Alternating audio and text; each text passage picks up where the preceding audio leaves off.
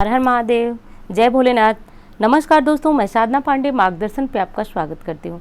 दोस्तों, मैं बात करूँगी जन्माष्टमी पे हर नर नारी को वो कौन से कार्य हैं या 6 कार्य जो कि हर घर में होना चाहिए, चाहे गृहस्थ धर्मी हो चाहे सन्यासी हो। आज जगत के पालनहार आ रहे हैं और जगत के उद्धारकर्ता के जन्म स्वरूप हर नर नारी को ये 6 काम जरूर करना चाहिए।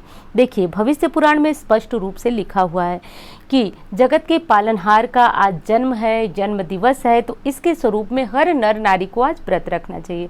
अब आप हर कोई व्रत रखे, बहुत अच्छी बात है, लेकिन समस्याएं होती है। किसी को शारीरिक समस्या होती है या फिर किसी के यहाँ बरसों से सदियों से ये व्रत रखा ही नहीं जाता। उनके यहाँ या तो किसी की मृत्यु हुई है या किसी भी कारण से उनके यहाँ व्रत नहीं रखा जाता है, लड्डू गोपाल जी की प्रतिमा नहीं है, तो भी आपको कौन से 6 कार्य हैं जो कि जरूर करना चाहिए।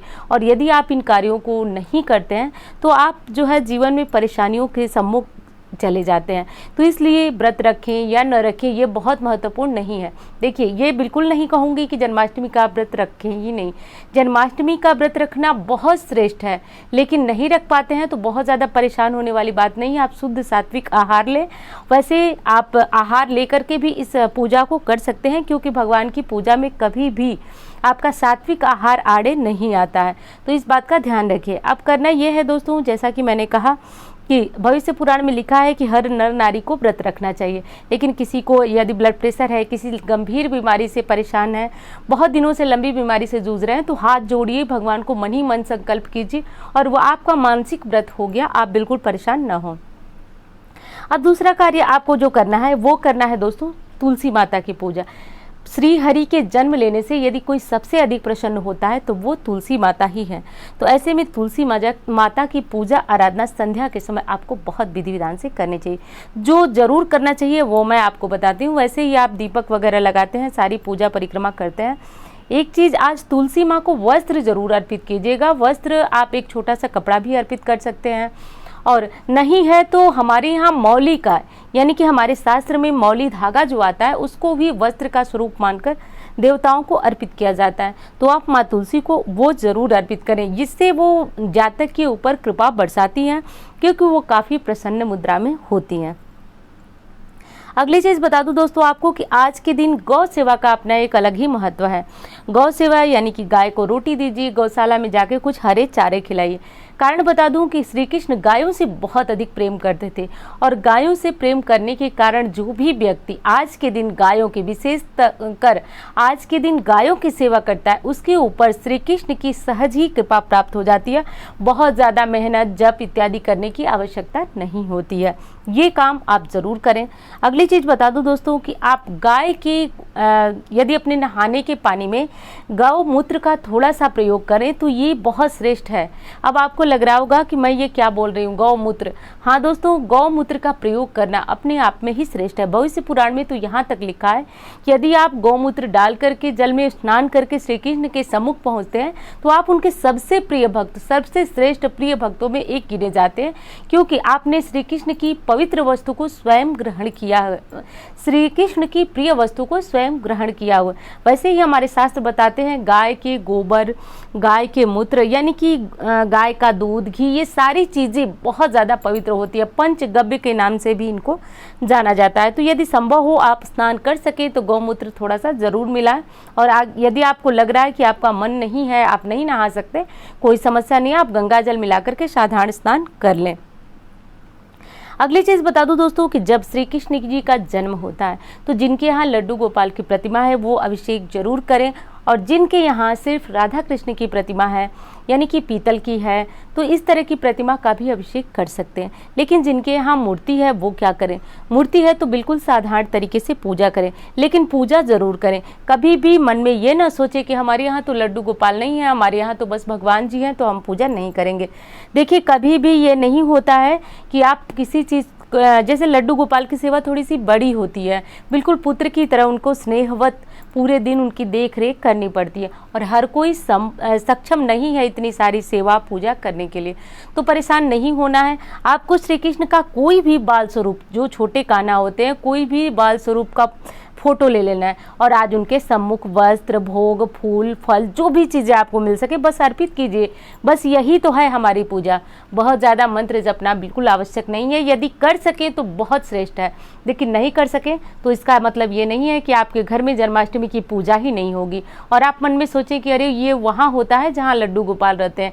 ये बिल्कुल गलती है, क्योंकि आप जो है जगत के पालनहार की खुशियों में शामिल यदि नहीं होते हैं तो सोचिए परमात्मा हमें कैसे खुशियाँ देंगे। इस बात का ध्यान रखें। तो जो भी मूर्ति है, जो भी फोटो है, नहीं है तो कम से कम बाल रूप का एक फोटो आज ही लाएं और आज के दिन जो भी आपके घर में है, मिश्री है, मक्खन है, जो भी चीज़ें हैं बस अर्पित करके भगवान के सम्मुख हाथ जोड़ करके खड़े हो जाएं।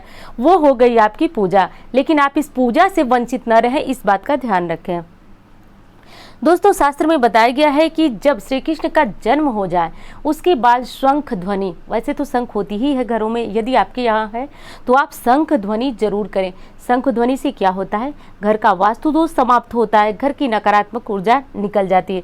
यदि आपको लगता है बार बार कि आपके घर में बड़ी उदासी रहती है, आपका मन घर में नहीं लगता है, वहीं जब आप बाहर निकलते हैं तो बहुत अच्छा महसूस करते हैं, आपको लगता है कि कोई बंधन मुक्त हो गए। जब आप बाहर हैं तो घर में आते ही लगता है किसी ने बांध रखा है। इस तरह की परिस्थितियां हैं तो आज के दिन घर में रात 12 बजे जब श्री कृष्ण का जन्म होता है उसके बाद आप जो है शंख ध्वनि करें। ये सभी दोषों को समाप्त करने वाली ध्वनि है। यदि नहीं है, शंख नहीं कर सकते, तो फिर आप घंटी, जो कि पूजा की साधारण सी घंटी है, वो भगवान की पूजा में बजाने के बाद घर के कोने कोने में बजाइए। उससे भी समस्त दोष समाप्त होते हैं और घर में एक सकारात्मक वातावरण जो है बनता है। दोस्तों, एक चीज़ ध्यान दीजिएगा, मुझे याद है बहुत बचपन की एक बात कि जिस दिन श्री कृष्ण जी का जन्म होता था उस दिन और कुछ तो नहीं पता था, लेकिन वो रात मुझे नहीं भूलती है अब तक।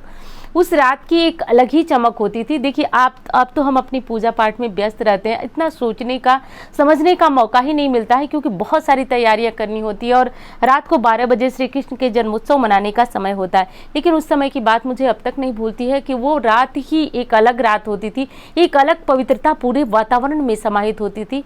वैसा आप भी महसूस करेंगे। लेकिन अब हमारी व्यस्तता बढ़ गई है, लेकिन वो पवित्रता अभी भी है। सच में आज के दिन कुछ अलग तो होता है, ऐसा आपने भी महसूस किया होगा। तो आज के दिन आप इस पूजा से वंचित बिल्कुल भी न रहें।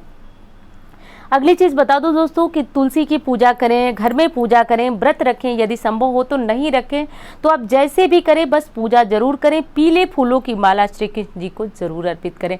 मैं कई वीडियो में ये बात आपको बता चुकी हूँ। यदि आपको गेंदे का फूल मिलता है, कनेर का फूल मिलता है, जो भी फूल मिलता है बस पीला होना चाहिए, उसकी माला बना लें। नहीं माला बना सकते, 1 या 2 फूल है तो श्री कृष्ण जी के चरणों में समर्पित करें, उससे संपूर्ण कामनाएं पूर्ण होती हैं। तो ये अवश्य करें दोस्तों। ऐसा करने से जीवन में आ रही बाधाएं और समस्याएं समाप्त होती है। अब एक चीज़ बता दूं कि यदि आपका बच्चा है, आपकी बात नहीं सुनता है, या फिर कोई समस्या है, या फिर आपको संतान नहीं है, तो ऐसे में आपको क्या करना है, तो आपको एक काम करना है, संतान गोपाल का पाठ आज बैठ करके बड़े इत्मीनान से आज आपको करना है। अब ये पाठ जो है आप लगभग 11:38 से शुरू कर सकते हैं। ऐसा नहीं है कि श्री कृष्ण के जन्म के बाद ही शुरू करेंगे, 11:38 से आप ये पाठ शुरू कर सकते हैं। और करते करते जब आपका पाठ समाप्त हो उसके बाद आप अपना जो कार्य है वो करें। श्री कृष्ण का जन्मोत्सव वगैरह मनाना, यदि आपके यहाँ लड्डू गोपाल का जन्मोत्सव मनाया जाता है तो मनाएं, नहीं तो कम से कम ये पाठ तो अवश्य करें। उसके बाद जिनके संतान नहीं है वो तो करें ही, लेकिन जिनके संतान है, कहना यानी कि संतान संबंधी कोई भी समस्या है तो आज के दिन संतान गोपाल का पाठ रामबाण होता है। अब एक चीज़ आपको मैं और बता दूं, आपके मन में आ रहा होगा कि सिर्फ एक बार पढ़ने से क्या होगा। आज की रात्रि ध्यान दीजिएगा मेरी बात को, मैं फिर से कह रही हूँ, मोह रात्रि के नाम से जानी जाती है।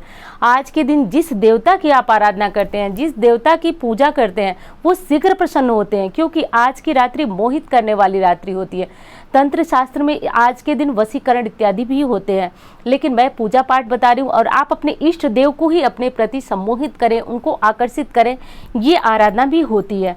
अब बात करूँ लक्ष्मी के लिए, तो देखिए ध्यान दीजिए मेरी बात को। यदि आप किसी मंत्र को जप रहे हैं पहले से, तो आज आप आसन पे बैठ जाएं लगभग 11:30 बजे के करीब, और संकल्प लेकर के उत्तरमुखी होकर बैठ जाएं और माँ लक्ष्मी की बस उसी मंत्र का जप करते रहें। आप माला न लें, कुछ न लें, बस एक दीपक जला लें और दीपक को बिल्कुल आप माँ लक्ष्मी का स्वरूप मानकर आंखें बंद करके बस मंत्र जपते रहें।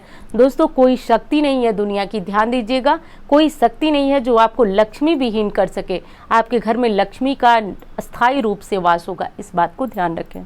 तो ये कार्य भी आप कर सकते हैं। और सच में आज की रात्रि मोह रात्रि है और आपके जो किए गए कार्य हैं, प्रयास हैं, पूजा पाठ हैं, सब कुछ सच में सफल होते ही होते हैं। इस बात का ध्यान रखें।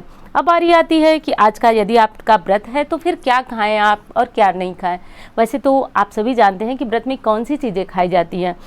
चीनी, दूध, दही, घी, शक्कर इत्यादि सब कुछ खाया जाता है। बस जो नहीं खाया जाता है वो नमक नहीं खाया जाता है इस व्रत में, और अनाज नहीं खाया जाता है।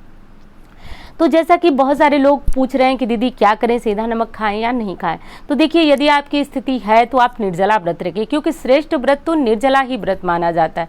लेकिन नहीं रख सकते तो आप जल, फल इत्यादि लेकर के व्रत रख सकें।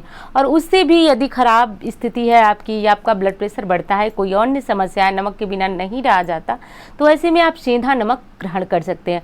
सेंधा नमक को नमक की श्रेणी में नहीं रखा जाता है, ये नमक व्रत का ही नमक होता है। बाकी हल्दी, हींग इत्यादि चीज़ें जो है वो आप अपने जो व्रत का भोजन बनाइए उसमें बिल्कुल भी प्रयोग न करें। हल्दी, हींग इत्यादि भी व्रत के नमक में नहीं, व्रत के भोजन में प्रयोग नहीं किया जाता है। और रही बात सरसों के तेल की, तो सरसों के तेल का भी प्रयोग व्रत के दौरान नहीं किया जाता है।